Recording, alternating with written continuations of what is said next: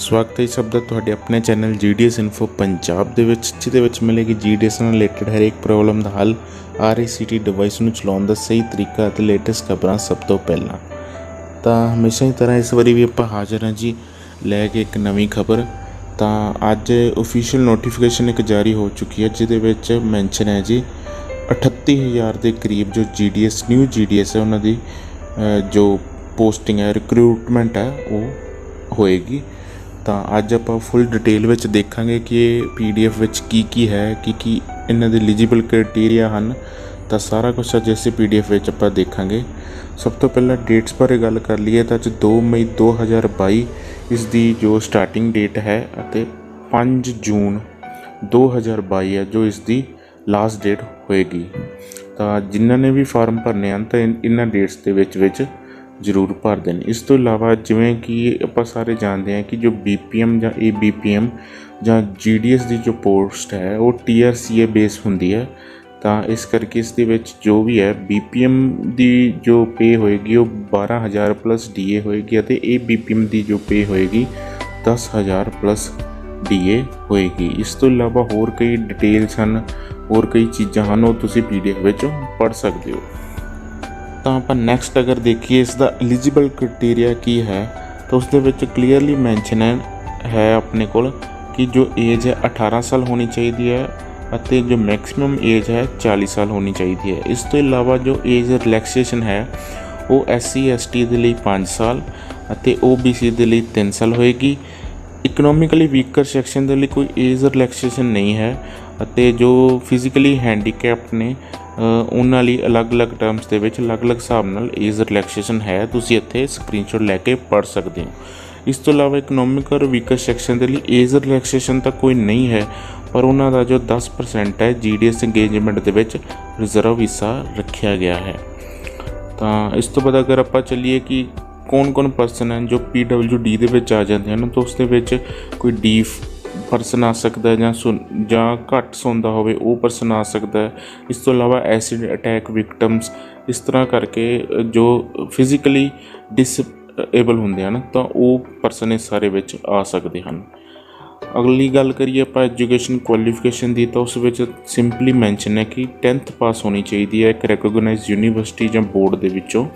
ਤਾਂ ਉਹਦੇ ਵਿੱਚ ਇਹਨਾਂ ਨੇ ਕੰਪਲਸਰੀ ਕੀ ਕੀਤਾ ਹੈ ਕਿ ਮੈਥਸ ਅਤੇ ਇੰਗਲਿਸ਼ ਹੈ ਜੋ ਜ਼ਰੂਰ ਉਸ ਵਿੱਚ ਹੋਣੇ ਚਾਹੀਦੇ ਹਨ, as a subject major subject ਹੋਣੇ ਚਾਹੀਦੇ ਹਨ। ਅਤੇ ਇਸ ਤੋਂ ਇਲਾਵਾ ਜੋ ਆਪਣੀ ਲੋਕਲ ਲੈਂਗੁਏਜ ਹੈ, ਜਿਸ ਵੀ ਤੁਸੀਂ ਸਟੇਟ ਵਿੱਚ ਆਪਣਾ ਫਿਲ ਕਰ ਰਹੇ ਹੋ GDS ਦਾ ਐਗਜ਼ਾਮ ਫੋਰਮ, ਤਾਂ ਉਸ ਦੀ ਲੋਕਲ ਲੈਂਗੁਏਜ ਤੁਹਾਨੂੰ ਆਉਣੀ ਚਾਹੀਦੀ ਹੈ। ਇਸ ਤੋਂ ਇਲਾਵਾ 7th ਪੁਆਇੰਟ ਵਿੱਚ ਮੈਂਸ਼ਨ ਹੈ ਕਿ ਤੁਹਾਨੂੰ ਸਾਈਕਲ ਦੀ ਨੌਲੇਜ ਹੋਣੀ ਚਾਹੀਦੀ ਹਨ।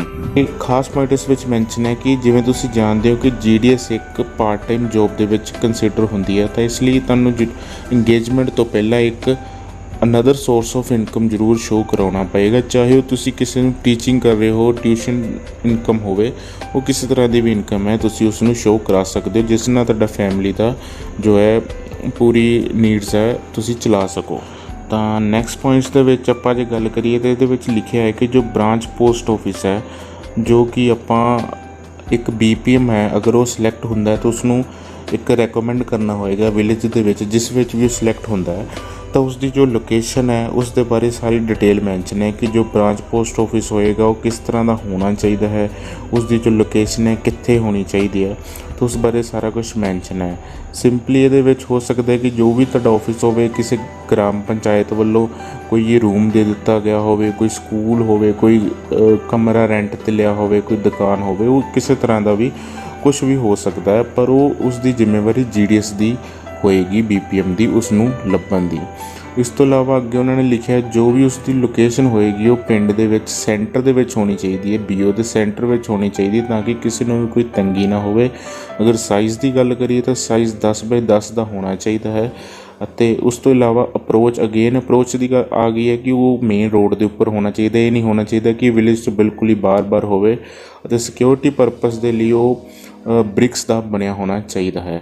ਅਤੇ ਇਹ ਕੁਝ ਸ਼ਰਤਾਂ ਹਨ ਜੋ ਕਿ ਇੱਕ GDS BPM ਨੂੰ ਅਗਰ ਉਹ ਸਿਲੈਕਟ ਹੁੰਦੇ ਹਨ ਤਾਂ ਇਹ ਕੁਝ ਸ਼ਰਤਾਂ ਉਸ ਨੂੰ ਫੋਲੋ ਕਰਨੀਆਂ ਪੈਣਗੀਆਂ ਰਿਗਾਰਡਿੰਗ ਉਸ ਦੇ BO ਦੇ ਲਈ ਜੋ ਰੂਮ ਹੈ ਉਸ ਨੂੰ ਜੋ ਵੀ ਉਸਨੇ ਸਰਚ ਕਰਨਾ। ਇਸ ਤੋਂ ਇਲਾਵਾ ਜੋ ਰੂਮ ਦਾ ਅਲਾਊਂਸ ਹੈ ਉਹ 500 ਰੁਪਇਆ ਉਸ ਨੂੰ ਮਿਲਦਾ ਰਹੇਗਾ ਸਰਕਾਰ ਵੱਲੋਂ। ਨੈਕਸਟ ਪੁਆਇੰਟ ਦੇ ਵਿੱਚ ਉਹ ਕੀ ਲਿਖਦੇ ਹਨ ਕਿ NPS ਨੈਟਵਰਕ ਸਰਵਿਸ ਪ੍ਰੋਵਾਈਡਰ, ਕਿਉਂਕਿ ਜਿਵੇਂ ਜਾਣਦੇ ਹੋ ਕਿ ਅੱਜ ਕੱਲ੍ਹ GDS ਦਾ ਜੋ ਵੀ ਕੰਮ ਹੈ ਸਾਰਾ ਔਨਲਾਈਨ ਹੋ ਗਿਆ, ਇਸ ਕਰਕੇ ਜਿਸ ਵੀ ਜਗ੍ਹਾ ਤੇ ਤੁਸੀਂ BO ਦੀ ਲੋਕੇਸ਼ਨ ਫਾਈਨਲ ਕਰੋਗੇ ਤਾਂ ਉਸ ਦੇ ਉੱਪਰ ਜੋ ਆਪਣੇ ਮੇਜਰ ਜੋ ਹੈ ਨੈਟਵਰਕ ਹਨ, ਜਿਵੇਂ ਏਅਰਟੈਲ, ਵੋਡਾਫੋਨ, BSNL, Jio, ਤਾਂ ਉਹਨਾਂ ਵਿੱਚੋਂ ਕਿਸੇ ਇੱਕ ਦੀ ਵੀ ਲੋਕੇਸ਼ਨ ਨੈਟਵਰਕ ਹੈ ਜੋ ਲੋਕੇਸ਼ਨ ਦੇ ਉੱਪਰ ਪੂਰੀ ਸਹੀ ਤਰ੍ਹਾਂ ਆਉਣਾ ਚਾਹੀਦਾ, ਤਾਂ ਕਿ ਤੁਹਾਡੇ ਕੰਮ ਵਿੱਚ ਕੋਈ ਵੀ ਦਿੱਕਤ ਨਾ ਪਵੇ। ਜੇਕਰ ਗੱਲ ਕਰੀਏ ਕਿ ਤੁਸੀਂ ਜੋ ਪੋਸਟ ਹੈ ਕਿੱਥੇ ਅਪਲਾਈ ਕਰ ਸਕਦੇ ਹੋ ਤਾਂ ਇਸ ਦੀ ਫੀਸ ਕਿੰਨੀ ਹੋਏਗੀ, ਤਾਂ ਉਸ ਦੀ ਇੱਕ ਸਾਈਟ ਹੈ ਜੋ ਉਹਨਾਂ ਨੇ ਦੇ ਦਿੱਤੀ ਹੈ, ਇੰਡੀਆ ਪੋਸਟ GDSonline.gov.in। ਇੱਥੇ ਜਾ ਕੇ ਤੁਸੀਂ ਇਸ ਪੋਸਟ ਨੂੰ ਹੈ ਜੋ ਫਿਲ ਕਰ ਸਕਦੇ ਹੋ। ਅਗਰ ਫੀਸ ਦੀ ਗੱਲ ਕਰੀਏ ਤਾਂ ਮੇਲ ਕੈਂਡੀਡੇਟਸ ਲਈ ਜੋ ਫੀਸ ਹੈ 100 ਰੁਪਇਆ ਰੱਖੀ ਗਈ ਹੈ। ਇਸ ਤੋਂ ਇਲਾਵਾ ਫੀਮੇਲ ਅਤੇ SC ST ਤੇ EWS ਦੇ ਲਈ ਕੋਈ ਫੀਸ ਨਹੀਂ ਹੋਏਗੀ। ਤਾਂ ਨੈਕਸਟ ਪੁਆਇੰਟ ਦੇ ਵਿੱਚ ਉਹ ਲਿਖ ਰਹੇ ਹਨ ਕਿ ਪੂਰੀ ਪ੍ਰੋਸੈਸ ਹੈ ਜੋ ਤੁਹਾਨੂੰ ਅਪਲਾਈ ਕਰਨ ਦੇ ਲਈ ਹੈਲਪਫੁਲ ਹੋਏਗੀ, ਉਸ ਨੂੰ ਆਪਾਂ ਜ਼ਰੂਰ ਡਿਸਕਸ ਕਰ ਲੈਂਦੇ ਹਨ। ਕੁਝ ਕੁ ਮੇਨ ਗੱਲਾਂ ਹਨ ਜੋ ਤੁਸੀਂ ਅਪਲਾਈ ਕਰਨਾ ਉਹਨਾਂ ਦਾ ਖਾਸ ਧਿਆਨ ਰੱਖਣਾ ਹੈ, ਜੋ ਨਾਮ, ਫਾਦਰ ਨੇਮ, ਮਦਰ ਨੇਮ, ਈਮੇਲ ID ਹੈ, ਡੇਟ ਆਫ ਬਰਥ, ਜੈਂਡਰ, ਅਤੇ ਇਸ ਤੋਂ ਇਲਾਵਾ ਤੁਸੀਂ ਕਿਸ ਕਮਿਊਨਿਟੀ ਨੂੰ ਬਿਲੋਂਗ ਕਰਦੇ ਹੋ, ਲੈਂਗੁਏਜ, ਜੋ ਫੋਟੋ ਵਗੈਰਾ ਅਪਲੋਡ ਕਰਨੀ ਹੈ, 10th ਦਾ ਸਰਟੀਫਿਕੇਟ, ਇੱਕ ਪਾਸਪੋਰਟ ਸਾਈਜ਼ ਫੋਟੋ ਅਤੇ ਸਿਗਨੇਚਰ, ਇਹ ਤੁਸੀਂ ਅਵੇਲੇਬਲ ਕਰਾ ਲੈਣੇ ਆਪਣੇ ਕੋਲ। ਤਾਂ ਇਸ ਤੋਂ ਇਲਾਵਾ ਕੁਝ ਹੋਰ ਗੱਲਾਂ ਹਨ ਬਰੀਕ ਜੋ ਡਿਟੇਲ ਬਾਰੇ ਲਿਖੀਆਂ ਹਨ। ਅਗਰ ਤੁਸੀਂ ਉਸ ਨੂੰ ਪੜ੍ਹਨਾ ਚਾਹੁੰਦੇ ਹੋ ਤਾਂ ਇਸ ਨੂੰ PDF ਵਿੱਚੋਂ ਰੋਕ ਕੇ ਇਸ ਵੀਡੀਓ ਨੂੰ ਪੜ੍ਹ ਸਕਦੇ ਹੋ। ਤਾਂ ਉਸ ਤੋਂ ਨੀਚੇ ਅਗਰ ਆ ਜਾਈਏ, ਜੋ ਆਪਾਂ ਸਿਗਨੇਚਰ ਤੇ ਫੋਟੋ ਅਪਲੋਡ ਕਰਨੀ ਹੈ ਉਸ ਦਾ ਸਾਈਜ਼ ਕਿੰਨਾ ਹੋਣਾ ਚਾਹੀਦਾ ਹੈ, ਤਾਂ ਜੀ ਇਸ ਵਿੱਚ ਮੈਂਸ਼ਨ ਹੈ ਜੋ ਫੋਟੋ ਹੈ ਉਸ ਦਾ ਸਾਈਜ਼ 50 KB ਹੋਣਾ ਚਾਹੀਦਾ ਅਤੇ ਸਿਗਨੇਚਰ ਹੈ ਜੋ ਉਸ ਦਾ ਸਾਈਜ਼ 20 KB ਹੋਣਾ ਚਾਹੀਦਾ ਹੈ। ਤਾਂ ਇਹ ਸਾਰਾ ਕੁਝ ਜੋ ਵੀ ਹੈ ਇਸ ਨੂੰ ਆਪਾਂ ਅਪਲੋਡ ਕਰਨਾ ਹੈ, ਫੋਟੋ, ਸਿਗਨੇਚਰ ਅਤੇ ਸਰਟੀਫਿਕੇਟਸ।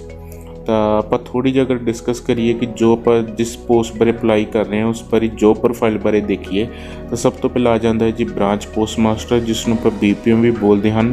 ਤੁਸੀਂ ਕਹਿ ਸਕਦੇ ਹੋ ਕਿ ਇਹ BO ਦਾ ਮੇਨ ਹੈੱਡ ਹੁੰਦੇ ਹਨ। ਅਗਰ ਆਪਾਂ ਜੋਬ ਪ੍ਰੋਫਾਈਲ ਬਾਰੇ ਗੱਲ ਕਰੀਏ ਤਾਂ ਉਸ ਦੇ ਵਿੱਚ ਜੋ BPM ਦਾ ਕੰਮ ਹੁੰਦਾ ਹੈ ਜੀ, ਉਸ ਦਾ ਮੇਨ ਕੰਮ ਕੀ ਹੁੰਦਾ ਹੈ ਕਿ ਜੋ ਵੀ ਆਪਣਾ ਡੀਲਿੰਗ ਹੁੰਦੀ ਹੈ, ਔਨਲਾਈਨ ਆਫਲਾਈਨ ਟ੍ਰਾਂਜੈਕਸ਼ਨ ਹੁੰਦੀਆਂ ਹਨ, ਜਾਂ ਕੋਈ IPP ਦੀ ਕੰਮ ਹੁੰਦਾ ਹੈ। ਇਸ ਤੋਂ ਇਲਾਵਾ ਜੇ ਅਗਰ ਕੋਈ ਹਾਇਰ ਅਥਾਰਟੀਜ਼ ਆਪਾਂ ਨੂੰ ਕੋਈ ਕੰਮ ਬੋਲਦੀ ਹੈ ਤਾਂ ਉਹ ਸਾਰਾ ਕੁਝ ਇੱਕ BPM ਨੇ ਹੀ ਸੰਭਾਲਣਾ ਹੁੰਦਾ ਹੈ। ਇਸ ਤੋਂ ਇਲਾਵਾ ਪਬਲਿਕ ਡੀਲਿੰਗ ਵੀ BPM ਦੇ ਦੁਆਰਾ ਹੀ ਕੀਤੀ ਜਾਂਦੀ। ਇਸ ਤੋਂ ਇਲਾਵਾ ਹੋਰ BPM ਦਾ ਕੰਮ ਬਿਜ਼ਨਸ ਨੂੰ ਪ੍ਰਮੋਟ ਕਰਨਾ, ਪੋਸਟ ਆਫਿਸ ਨੂੰ ਪ੍ਰਮੋਟ ਕਰਨਾ ਵੀ ਹੁੰਦਾ ਹੈ। ਇਸ ਤੋਂ ਇਲਾਵਾ ਅਗਰ ABPM ਦੀ ਗੱਲ ਕਰੀਏ ਤਾਂ ਅਸਿਸਟੈਂਟ ਬ੍ਰਾਂਚ ਪੋਸਟ ਮਾਸਟਰ ਵੀ ਇਸ ਨੂੰ ਬੋਲਦੇ ਹਨ। ਤਾਂ ਇਸ ਦਾ ਵੀ ਸੇਮ ਹੀ ਕੰਮ ਹੁੰਦਾ, ਬਸ ਥੋੜ੍ਹਾ ਜਿਹਾ ਫ਼ਰਕ ਹੁੰਦਾ ਹੈ ਕਿ ਇਸ ਦੇ ਵਿੱਚ ਉਹਨਾਂ ਨੂੰ ਜੋ ਮੇਲ ਹੈ, ਜੋ ਡਾਕ ਆਉਂਦੀ ਹੈ, ਲੈਟਰ ਆਉਂਦੀ ਹੈ, ਉਸ ਦੀ ਡਿਲੀਵਰੀ ਕਰਨੀ ਹੋਏਗੀ।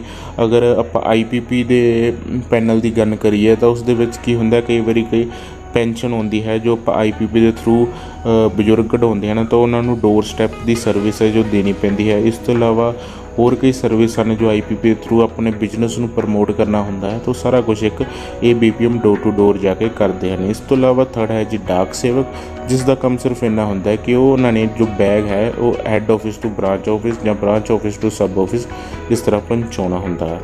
ਇਸ ਤੋਂ ਇਲਾਵਾ ਹੋਰ ਨੀਚੇ ਕਈ ਕੈਟੇਗਰੀਜ਼ ਹਨ। ਇਸ ਦਾ ਸਿਲੈਕਸ਼ਨ ਪ੍ਰੋਸੈਸ ਹੈ ਜੋ ਉਸ ਦਾ ਇੱਕ ਰੂਲ ਹੈ, ਇੱਕ ਤੁਸੀਂ ਇਸ ਨੂੰ ਰੋਕ ਕੇ ਸਕਰੀਨਸ਼ਾਟ ਲੈ ਕੇ ਪੜ੍ਹ ਸਕਦੇ ਹੋ ਕਿ ਕਿਸ ਬੇਸਿਸ ਦੇ ਉੱਪਰ ਤੁਹਾਨੂੰ ਹੈ ਜੋ ਸਕੋਰ ਦਿੰਦੇ ਹਨ, ਕਿਉਂਕਿ ਇੱਕ ਟੋਟਲੀ ਜੋ ਆਪਣੀ ਸਿਲੈਕਸ਼ਨ ਪ੍ਰੋਸੈਸ ਹੈ ਜੀ ਟੋਟਲੀ ਮੈਰਿਟ ਬੇਸ ਹੁੰਦੀ ਹੈ, ਕੰਪਿਊਟਰ ਜਨਰੇਟਡ ਮੈਰਿਟ ਹੁੰਦੀ ਹੈ। ਤਾਂ ਉਸ ਦੇ ਬੇਸ ਦੀ ਜੋ ਪ੍ਰੋਸੈਸ ਹੈ ਸਾਰੀ ਹੁੰਦੀ ਹੈ। ਤਾਂ ਇਹ ਥੋੜ੍ਹੀਆਂ ਕੁਝ ਹੋਰ ਇੰਪੋਰਟੈਂਟ ਗੱਲਾਂ ਹਨ। ਇਸ ਤੋਂ ਇਲਾਵਾ ਨੀਚੇ ਥੋੜ੍ਹੇ ਜਿਹੇ ਉਹਨਾਂ ਨੇ ਫਾਰਮ ਹੈ ਜੋ ਡਿਕਲੇਰੇਸ਼ਨ ਫਾਰਮ, ਅੰਡਰਟੇਕਿੰਗ ਫਾਰਮ, ਇਸ ਤਰ੍ਹਾਂ ਦੇ ਕਈ ਸੈਪਰੇਟ ਕਈ ਫਾਰਮ ਹੈ ਜੋ ਨਾਲ ਹੀ ਅਵੇਲੇਬਲ ਕਰਾਏ ਹੋਏ ਹਨ। ਅਗਰ ਤੁਸੀਂ ਜਦੋਂ ਵੀ ਸਿਲੈਕਟ ਹੁੰਦੇ ਹੋ ਤਾਂ ਇਹਨਾਂ ਨੂੰ ਯੂਜ਼ ਕਰ ਸਕਦੇ ਹੋ। ਤਾਂ ਇਹ ਸੀ ਆਪਣੀ ਅੱਜ ਦੀ ਵੀਡੀਓ, ਜਿਹਦੇ ਵਿੱਚ ਆਪਾਂ ਦੇਖਿਆ ਕਿ ਪੰਜਾਬ ਸਰਕਲ ਵਿੱਚ ਜੋ GDS ਦੀਆਂ ਪੋਸਟਾਂ ਨਿਕਲੀਆਂ ਹਨ ਤਾਂ ਉਸ ਦੇ ਬਾਰੇ ਆਪਾਂ ਡਿਟੇਲ ਵਿੱਚ ਗੱਲ ਕੀਤੀ। ਤਾਂ ਅਗਰ ਵੀਡੀਓ ਹੁਣ ਤੱਕ ਤੁਹਾਨੂੰ ਚੰਗੀ ਲੱਗੀ ਤਾਂ ਲਾਈਕ ਜ਼ਰੂਰ ਕਰ ਦੇਣਾ ਅਤੇ ਚੈਨਲ ਨੂੰ ਸਬਸਕ੍ਰਾਈਬ ਵੀ ਕਰ ਦਿਓ ਇਸ ਤਰ੍ਹਾਂ ਦੀਆਂ ਹੋਰ ਲੇਟੈਸਟ ਖਬਰਾਂ ਦੇਖਣ ਲਈ। ਮਿਲਦੇ ਜੀ ਤੁਹਾਨੂੰ ਫਿਰ ਨਵੀਂ ਵੀਡੀਓ ਵਿੱਚ। Till then take care, good.